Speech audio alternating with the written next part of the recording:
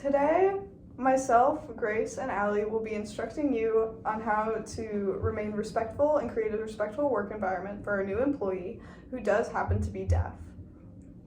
To begin, we do want to teach you some basic ASL and signs, as this person is bilingual using both American Sign Language and English.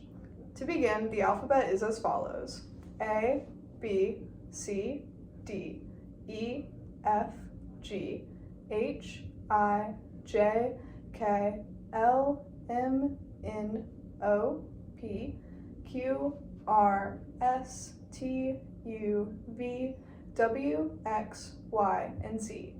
Using the ASL alphabet, you can fingerspell a lot of words even if you do not know the signs for them. We encourage all employees to become familiar with this alphabet so we can communicate with our new employee more easily. Additionally, you can know basic signs such as name, emergency, fire, help, and I need help. Continuing, there are two different types of deafness. There's lowercase d deaf and uppercase d deaf.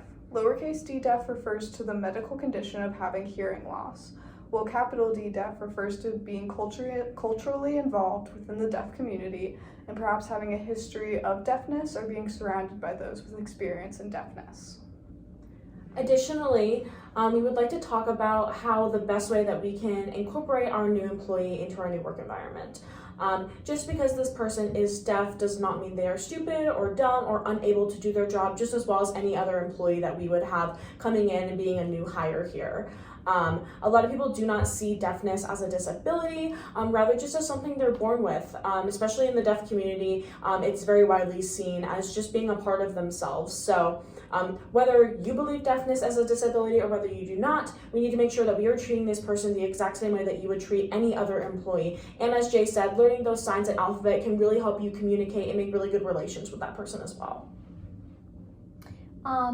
Going off of what Grace said, we need to make sure that we are advocating for this fellow employee. So if you see a customer or another fellow employee being rude or discriminatory against this person, let's make sure that we stand up for them. And it's better to see something and say something than to see something and not say something at all. So let's really make sure that we're advocating for this person and that we're standing up for them, and that we're just being a good friend and a good fellow employee. I also would like to say, if you guys have any questions about deaf culture or if you would like to know more, don't be afraid to ask this employee questions. They would love for you to ask them questions and for them to explain, their culture and where they come from, and I'm sure that they wouldn't mind you asking questions in a nice way. And if you want to know more about the deaf culture or any sort of thing like that, or how to advocate if we have things going on in our community that we can help be a part of, please send one of us an email and we can get you guys contacted with some articles or other people in the community that are part of the deaf community, and you can help be an advocate. Thank you guys. Thank you.